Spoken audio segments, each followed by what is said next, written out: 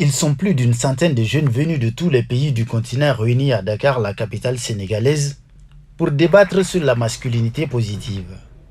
C'est la deuxième consultation des jeunes de l'Union africaine sur ce concept qui vise à développer et promouvoir d'autres manières d'affirmer sa masculinité afin d'éradiquer les violences faites aux femmes et les filles.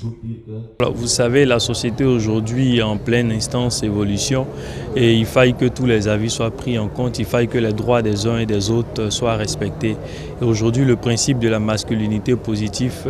rencontre l'agrément des dirigeants africains, mais il se peut également que les jeunes qui sont l'avenir donc de nos États africains puissent se prononcer sur cette question. Et nous sommes à cette deuxième conférence pour nous pencher sur les avancées déjà de la déclaration 2021 de Kinshasa, mais également sur les efforts à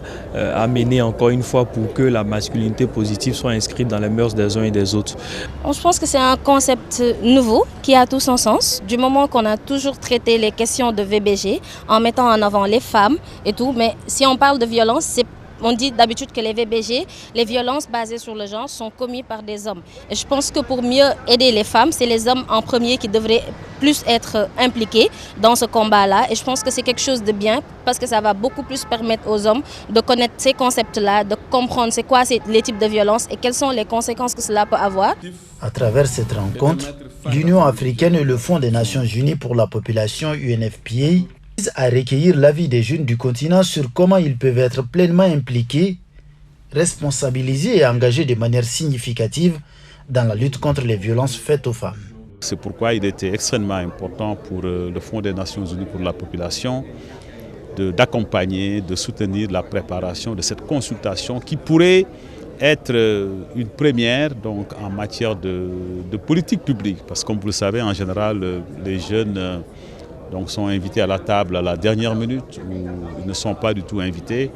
alors qu'ils sont vraiment les acteurs, les porteurs et même les sujets des changements que nous voulons voir à travers le continent. Cela dit, la question un peu de l'équité de genre est une question fondamentale en Afrique, parce que comme vous le savez, nous ne pouvons pas faire les progrès tant voulus sur le plan économique, sur le plan social, dans tous les domaines, si nous ne traitons pas nos sœurs, nos filles et nos femmes différemment. Les recommandations de cette journée de réflexion seront présentées aux chefs d'État au cours de la deuxième conférence des hommes de l'Union africaine qui se tiendra toujours à Dakar les 9 et 10 novembre 2022.